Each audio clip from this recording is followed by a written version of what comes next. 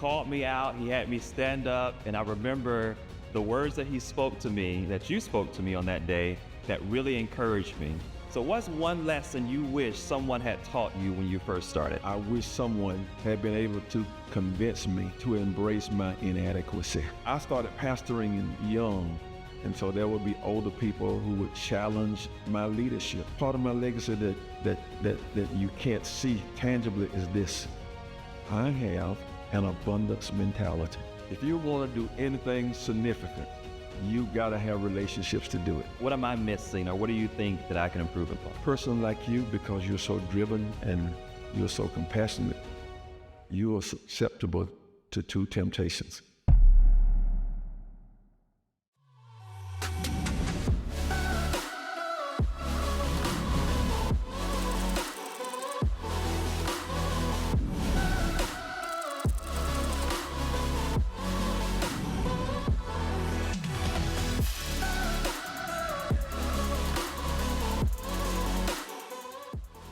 Welcome to Live the Grace Life. We are so excited about today's episode. We have someone that I really admire. This gentleman has been in ministry for 33 years. He is a senior pastor of Mount Zion Baptist Church, located in Albany, Georgia, and he is a leader of leaders. He has been instrumental in a lot of major movements in our city over the years, and God has used them in a major way. And so today I am so excited to welcome to the Live the Grace Life, Pastor Daniel Simmons. Amen. Well, thank you for having me. I am an admirer of yours, a young man who's done some phenomenal things, bright future ahead of you, so I am honored to be here with you. Awesome, awesome. Well, let me say this. Before we get started, I like being transparent because Pastor Simmons has been a blessing to me in many ways that he probably didn't even know. And I remember there was this one occasion that I was visiting. It was a Mother's Day service. And I think I put this on social media. I can't remember. But I remember I was visiting this day. We just happened to be there. And I was in a place where, let's just say I was in transition. And there was a lot of things that were going on. And me visiting this place, we're just here to enjoy the service. That's basically it. And he called me out. He had me stand up. And I remember the words that he spoke to me, that you spoke to me on that day, that really encouraged me. And I think it was a moment for me that I realized, you know what, God sees me, even in the midst of a painful and a transition. And so there have been many times that Pastor Simmons has supported us in Grace Life and Innovate Hub in many ways. But more than anything, it's his wisdom and his leadership and example that has been a blessing to me. And so I want to start this session kind of, like I told you, I said this is a Paul and Timothy conversation. So I am completely humbling myself to this man and to his leadership and his wisdom. So what's one lesson you wish someone had taught you when you first started? Yeah. When I first started out, I wish someone had been able to convince me, and there were people who tried, but I didn't listen, but had been able to convince me to embrace my inadequacy. I was so busy trying to prove that I was a man, trying to prove that I was a leader, that I was smart, trying to show people what I know, that I pushed God out of the way. Like Proverbs 3, 5, and 6, that's what I live by. Trust in the Lord, yes, all your heart. Well, I was leaning on Daniel Simmons, and I was failing. Yeah. But when I learned to embrace my inadequacy, blessed are the poor in spirit, when I realized that is a good place to be, to embrace it, and then turn to God for adequacy. Yeah. That's when things started taking off for me. I was failing in my own power, in my own wisdom, but when I started leaning on God, that's when things took off. And if I had started that in my 20s versus late 30s, man, there's no telling where I would be now. Wow. There was a man that I said a quote. He said, when you come to the end of yourself, you're at the beginning of grace. And I believe that what you just said is such an example. And I think all of us at a certain point, especially on the journey, God has to get us to that point. Yeah. One thing I'm learning in this season is I have to continue to die. Right. You know, I remember when I first got married, the gentleman who married us, he said, today is a funeral. And I'm like, wait a minute, sir, but he was saying it was a funeral because you have to learn to die. Yes. Die to your flesh, die to who you think you are in this moment and adjust. And so I think that's great wisdom. So, thinking back those young years, what's one thing or one challenge you felt like, you know, with the wisdom you have today that you could overcome? One thing, just If there was a challenge that I had, part of what I could have overcome with that wisdom was some leadership challenges. Again, I tried to lead people on my own, and in the language of the church, there were times when I was trying to drive them like cattle rather than lead them like sheep. yeah. And a part of it, again, was rooted in this inadequacy piece and trying to prove I was adequate. And so I started pastoring young. And so there would be older people who would challenge my leadership. How old were you when you started? Just curious. 30. I was 30. Okay. And they would challenge my leadership. And especially in the areas where I was ministering, there were people who knew me when I was a child. And they still talked to me and treated me like I was a child. And to be honest, I didn't deal with that well. Yeah. I tried to hit it head on. I may be a boy in your eyes, but I'm a man in God's eyes. But I'm your pastor. You're going to hear me. You're going to follow me. But, but if I had, just known then to give people time, I needed to earn the right to be seen in a different light.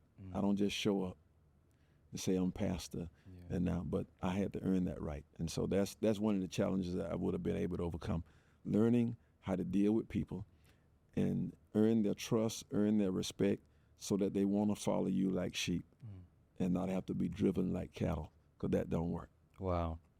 So now that we're on the lenses of ministry, 33 years of ministry. First off, I don't know how you did it. I know Grace was with you. 33 years is a lot. For those that don't know, I was an executive pastor for 1 year. That was a lot for me. It was a lot mentally. It was a lot trying to balance it all, especially because it was a volunteer role.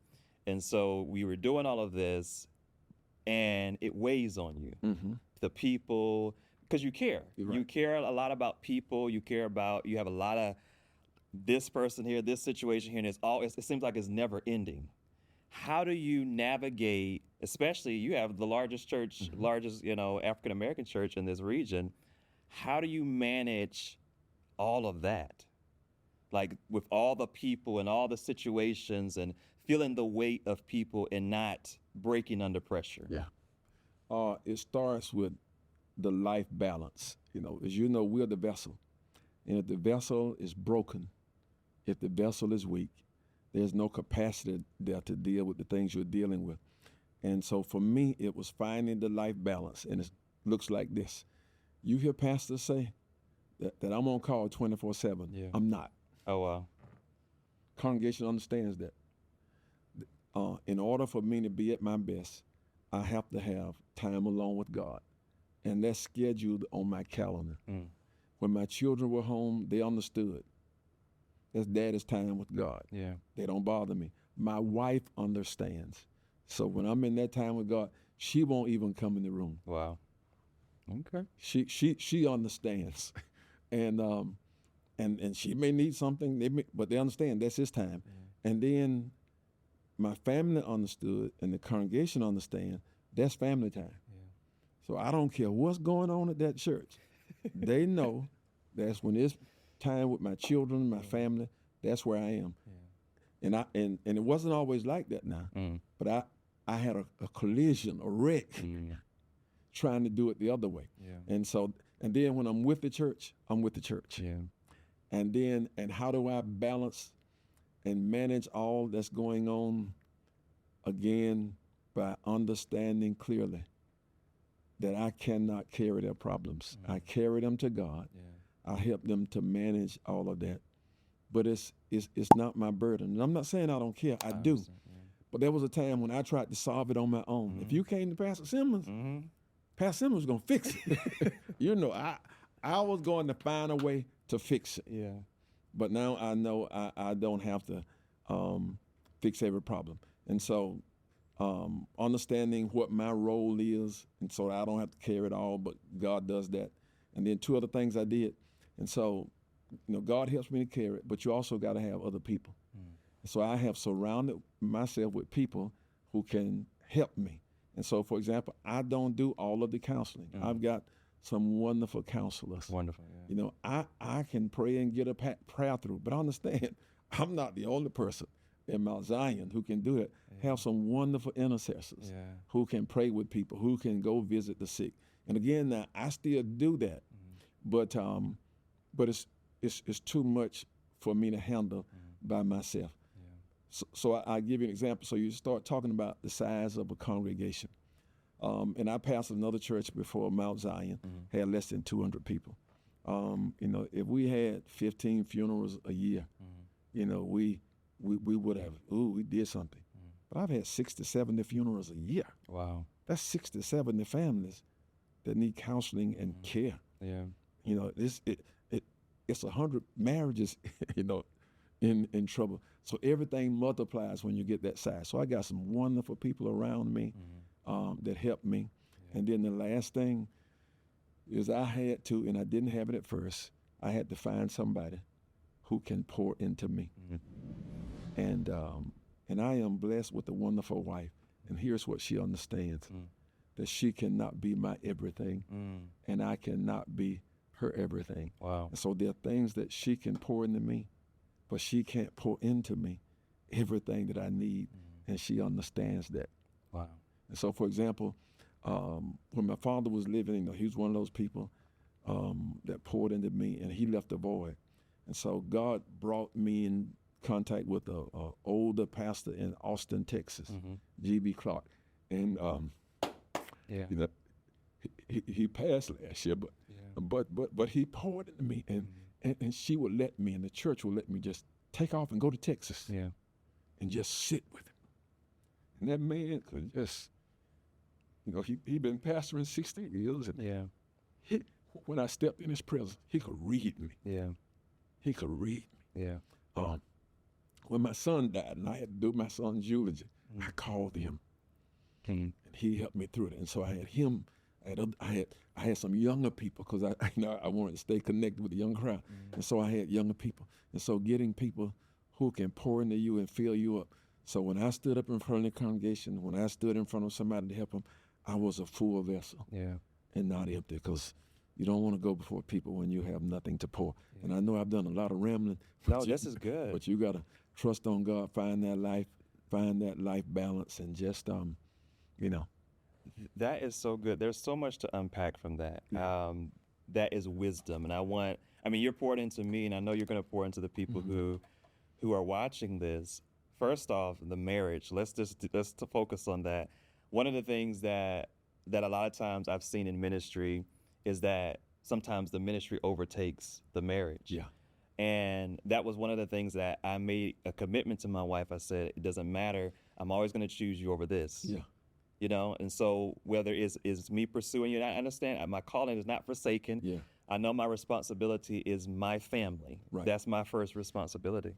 Yeah. Oh, yes, sir. Yeah. And I was going to tell you, part of the reason I'm like that, because my father was a minister, and he didn't get it right until later years when we got old enough to confront him. Yeah. It was God, church, then family. Yeah. And so I grew up, I never spent a Christmas with my father at home. Wow. Because back in that day, they had church on Christmas Day. Mm-hmm.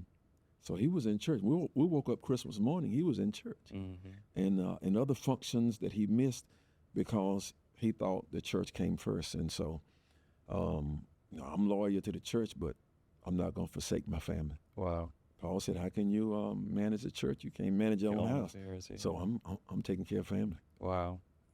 The other thing that you impacted that I'm still, I think, and I'll admit is one of my struggles, I have a lot of people that pour into me, but I've always wanted, I don't know, I remember I was talking to someone, one of the people that does pour into me, and she said, you're looking for it in one person, Right. but it comes in multiple people. Right.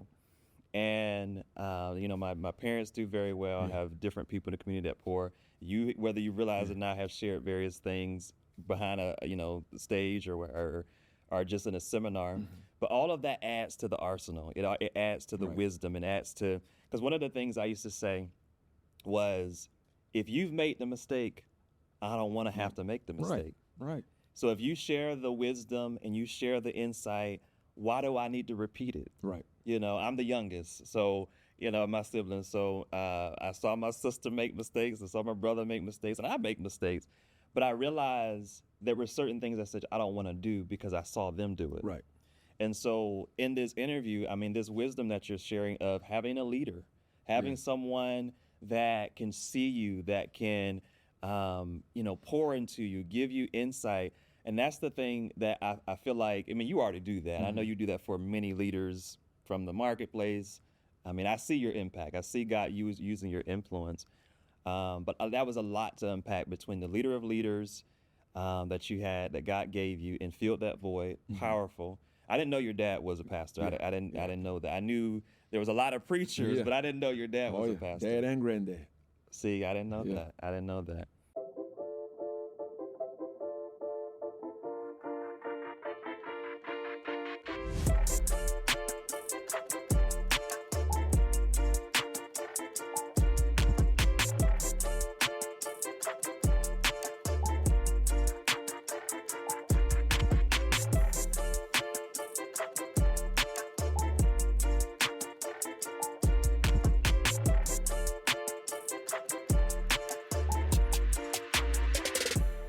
And so one of the things that we kind of want to talk about next was when you look at like future generations and how you want them to carry the legacy you've built. For those who don't know, Pastor Simmons is more than just a pastor. He is a leader that has been instrumental in our government. He's been instrumental in all the mountains, really. God has used him. And I've said this before the session, every time we say Pastor Daniel Simmons, we're prophesying Daniel. And Daniel in the Bible was a marketplace leader. His name, I did look it up, God is my judge. But we're prophesying that. And I realize, I'll put this in here, I always wanted to have Bible names for my children, so I named my child Elijah. But every single time you say a person's name, you're prophesying something, whether people realize it or not. And Pastor Simmons, the first name is Daniel, and he is a Daniel in this community. Whether we realize it or not, I don't think we'd even think about it. But how do you look, how would you like to see future generations carry the legacy you've built? Let's focus on that. What keep saying my name. Because I had not thought about it in that light.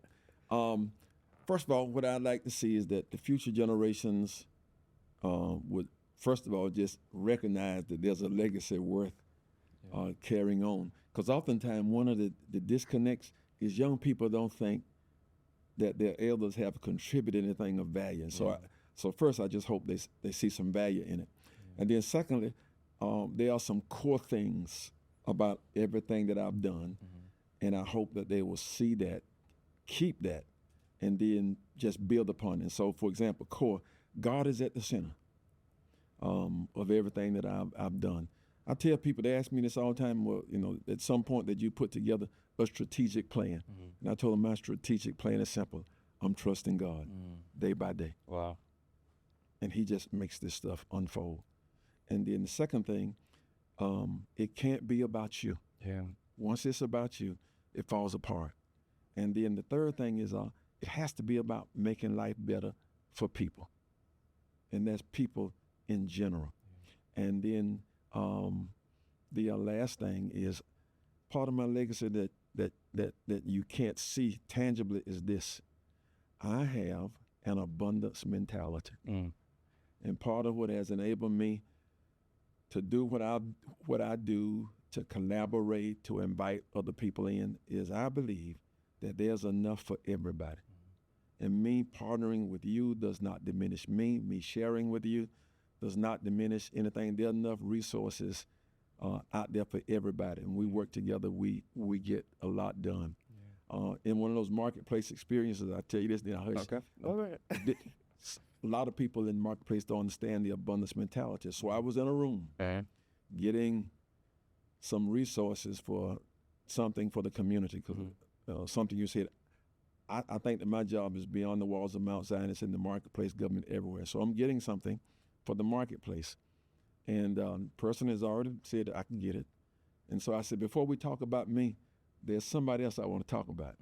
They've got this project, and and it's worthy, and it's going to do this, it's going to benefit the people. And he looks at me sarcastically and says, well, if you think so much of it, give him some of yours. And I knew that there was another pot they could have got. I said, I tell you what, take it out. But I know I said I needed that, but if they got to get it and it comes out of mine, I don't mind, because there's more somewhere. Yeah. And he just sat there with his mouth open. Yeah. And so, but there's so many resources out there, nobody should have to like. Yeah. And that mindset is important because, part of my legacy is pushing boundaries and doing the unexpected. And so the next generation, that's the mindset you got to have. Yeah. Not limiting, but just open. It's out there. You just got to let the Lord lead you to it. That's a powerful nugget, because one of the things that, and I will say, your legacy will continue in many of us. That is a principle that I've learned from you. And seeing how you collaborate with people, your ability to, connect with people, make things work for the betterment of people, for the community. And whether people realize it or not, you've been instrumental in a lot of things. Yeah. And you're working on some projects now with the Harlem Renaissance and the Civil Rights Museum, all these things that y'all have done, Samaritan's Clinic, all of these things that y'all do on a daily basis, and that story has to continue. Right. And it will.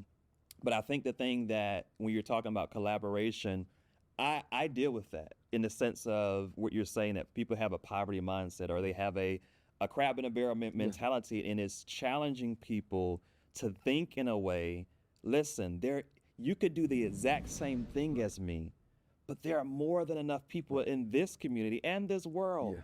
So how do we push? Because my last few things that I've been trying to do is trying to get businesses to work together.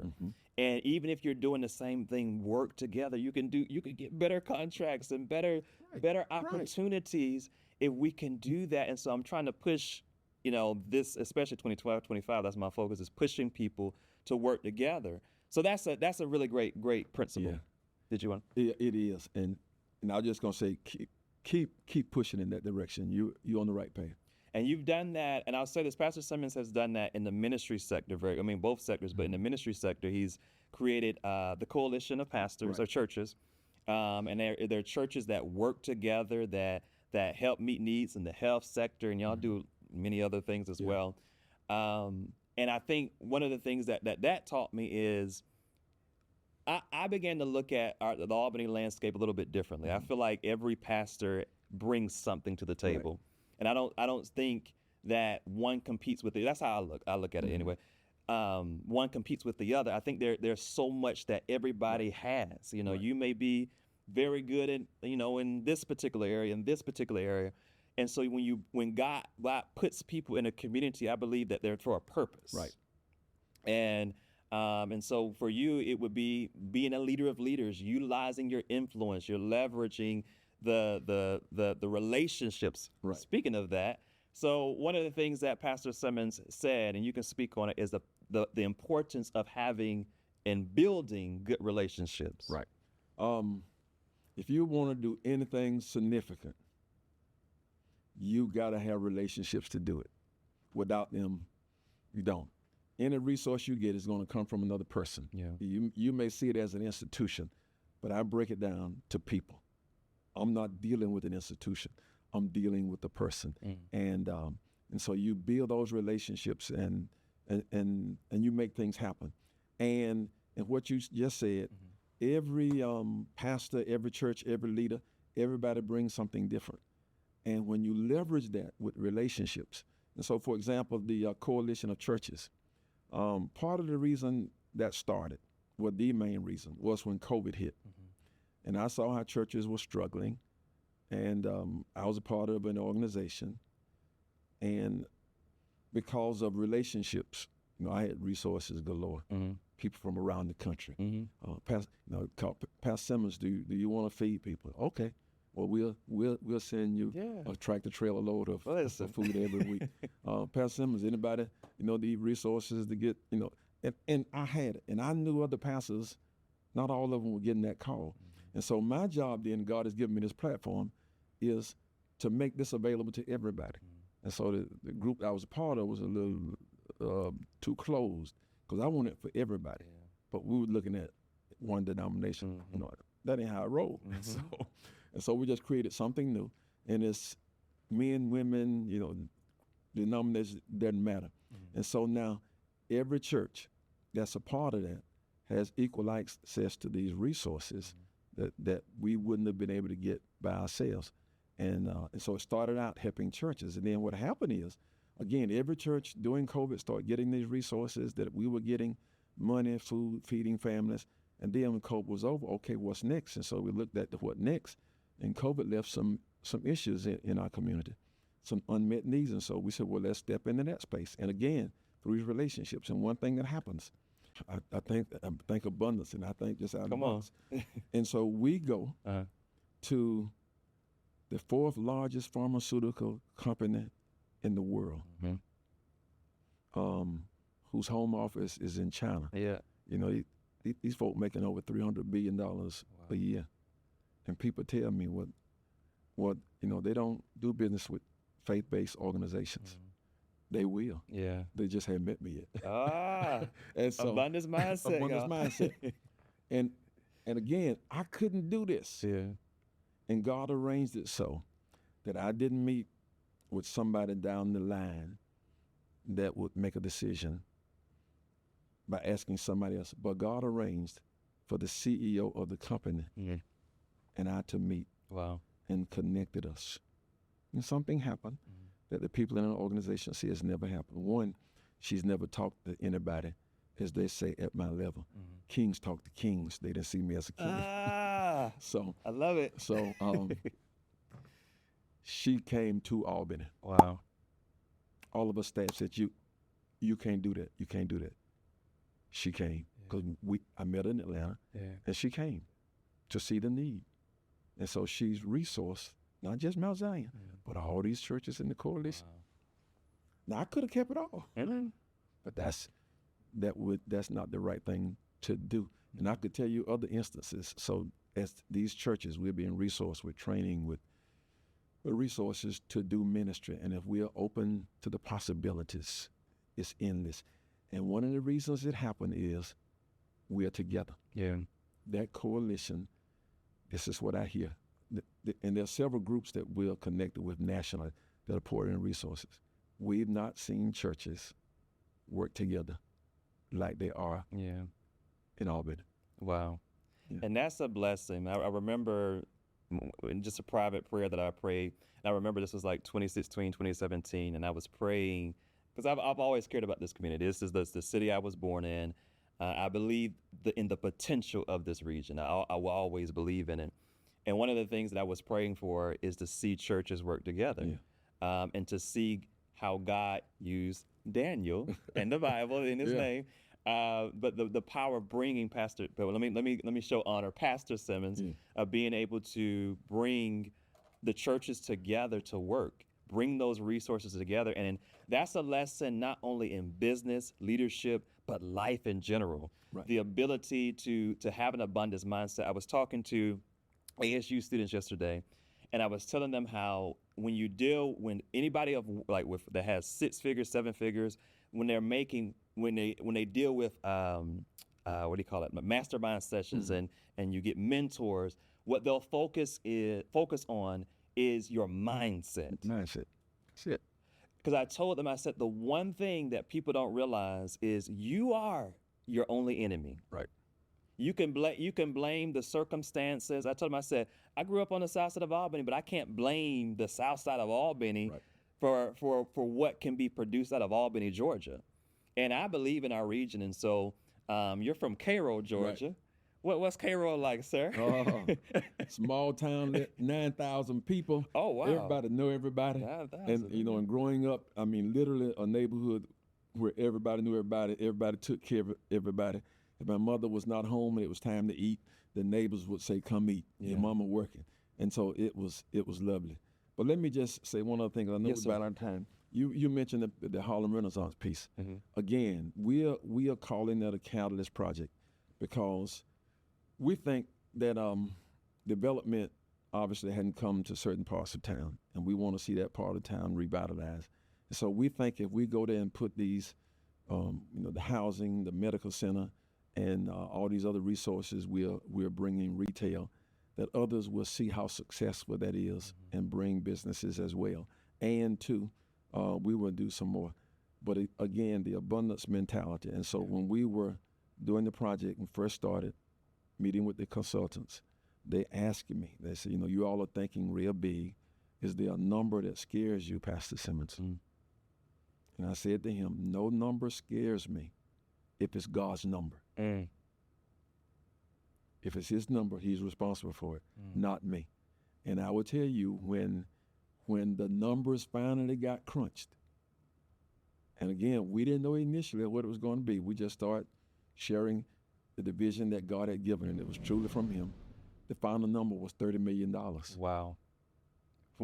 And he said to me, you still don't have any problem? I said, that's chump change for God. And they all laughed. Listen. But let me tell you something. Yes, sir. Step by step, in relationships, doors have opened. Yeah. And in the words of Thompson, money coming. And so we will break ground tomorrow, and you're invited on the Wellness Center. Yes, sir. I saw that. And again, that portion alone is about $6.5 million. Wow. And what I'm telling you, Harlem Renaissance Corporation, Mount Zion didn't write a $6.5 million check. Wow. But friends and resources and people that God will send your way. Yeah. They wrote the checks. Yeah. And that money, I've been sharing people, that kind of money is out there for anybody. It's public dollars and some private dollars that are ours for the asking. All right, so we got two more things I want to do. Okay. First off, I want to focus on this, and I'm going to end it off. Because I feel like this has been a challenging year for a lot of people. How do you maintain keeping your heart soft and compassionate when things are painful? I know you're in a high right now. Tomorrow is groundbreaking, but let's be honest that I'm sure that journey to this point has not been the easiest. Right. Some people, they see the triumphs, they see the wins, the 33 years of ministry, but how did you maintain keeping your heart focused and soft and compassionate during those painful moments? Yeah. Part of it is done because of my own journey. People see the public Daniel Simmons and they see the triumphant moments, but in my story, there's a whole lot of tragedy, personal tragedy, and then extended family, and so it's hard for me not to be compassionate, for example, on somebody who makes a mistake or commits sin, because I've been bad at doing both. Yeah, it's hard for me to lose compassion for somebody, for example, who's struggling with financial trouble, no matter what I'm going through, because I've been there. I tell people, there was a time in my life when I mismanaged money so bad. Not only would my ends meet, they wouldn't even wave at each other.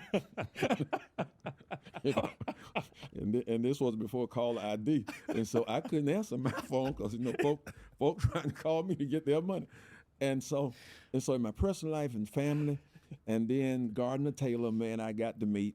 And one of my legendary preacher figures said, when you start feeling like you are riding high and all night and you just lose touch, get out your office and go visit your members in nursing homes and in hospitals and those that you know at home, and try and just listen to their stories. Yeah.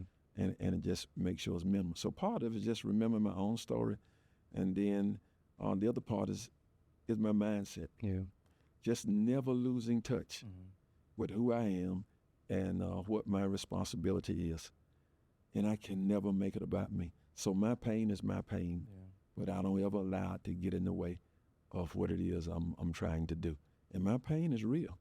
and the pain around me, but I understand, you know, it's not about me. Yeah. All right. So this last portion is going to be a little selfish. It's going to be a Okay. selfish for me. I'm taking the moment Hmm. because I don't know if I'm going to have this moment again. But one of the things that I was sitting somewhere and they were saying, always give people an opportunity that you look up to.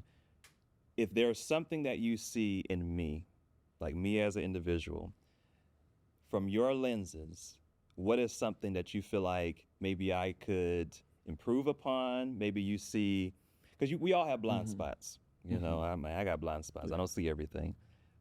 But from your lenses, looking from the outside looking in, what's one area you feel like maybe I can improve upon, or uh, I'm not thinking about, or just whatever comes, whatever the Holy Spirit drops to your spirit. I know we want prophetic words, but that's not. Yeah. I'm just asking from your lenses. 70 years, because you're 70, Hmm. Right. 33 years of ministry. What am I missing, or what do you think that I can improve upon? Okay. Again, as I told you before, I admire you. I admire what you have been able to do.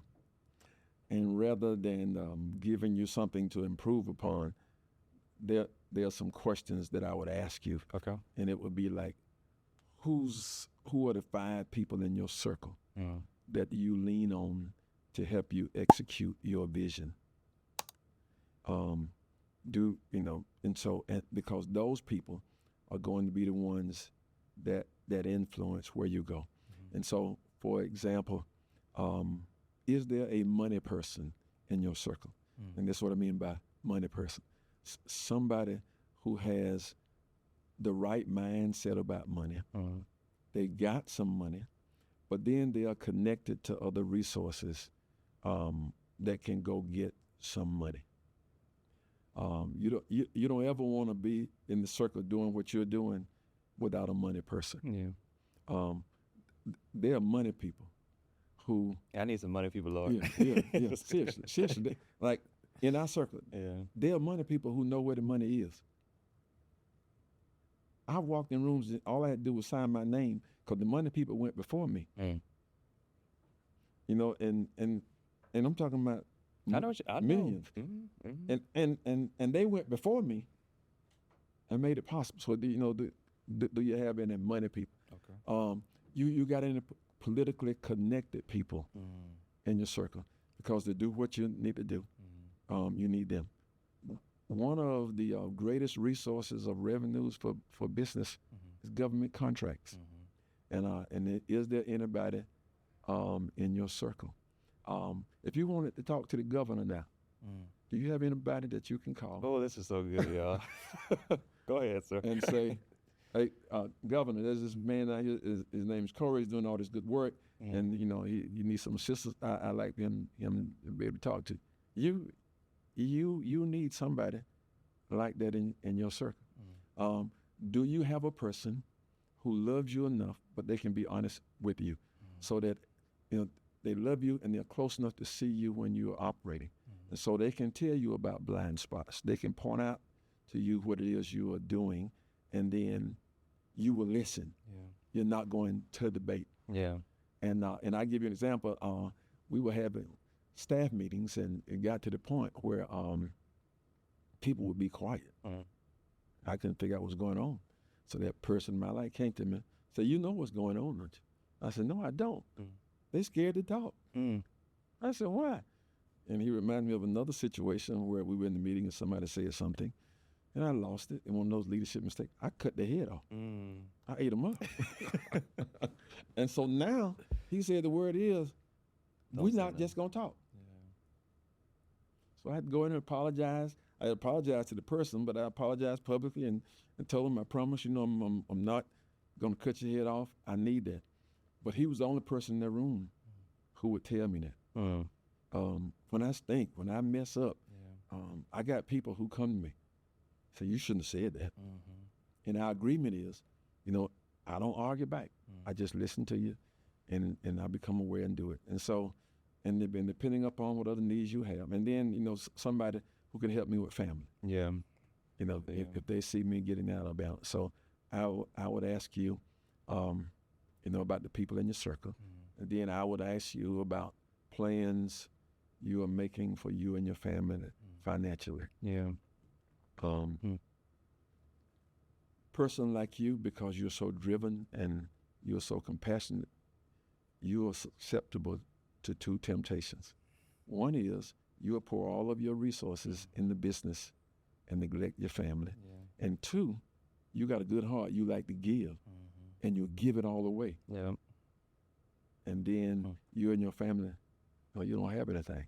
Mm. And so you need to make sure that you're taking care of your family. When it comes time for your child to go to college, you have a college fund set up.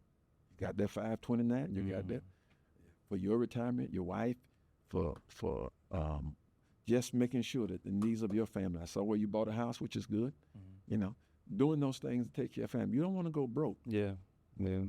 And so those kind of questions, and This is and good. then just last thing I would ask you is, what kind of limits have you put on yourself? Mm. Do you believe that this is excellent what you've done, Mm. or do you see the potential for even more? Mm. And are you asking God to give you the path to it?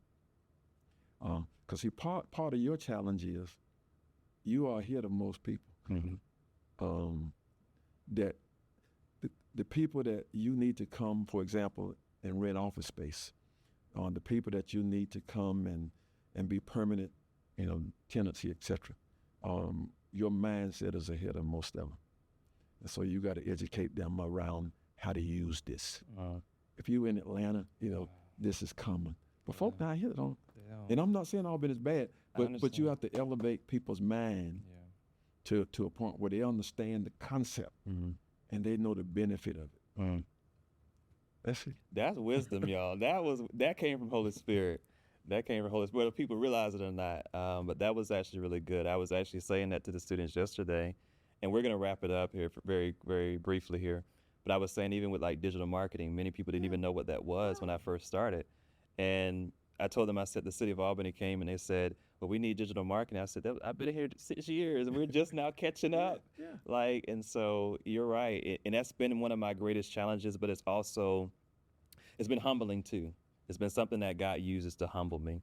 But again, we're so grateful for Pastor Simmons. We're grateful for your vision, your leadership in Albany, and I'm grateful that you gave us the opportunity to interview you. This is actually a very high honor for me, and I want you to know that because I speak well of a lot of people, but it's a little different. It's a little different, and I want you to understand that that I value you. I value your example, and I know your life hasn't been perfect, but your ability to lead in a way that even the community can see your values. Your legacy will not be lost.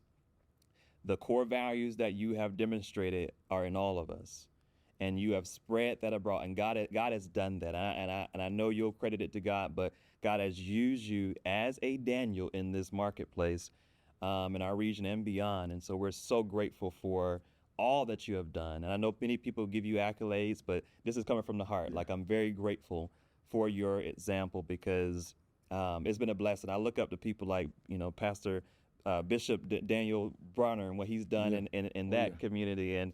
But you're that for this community. And so it's a high honor. And so we want to thank you all for joining us today on Live the Grace Life. Is there any last thing you want to say before we close this out?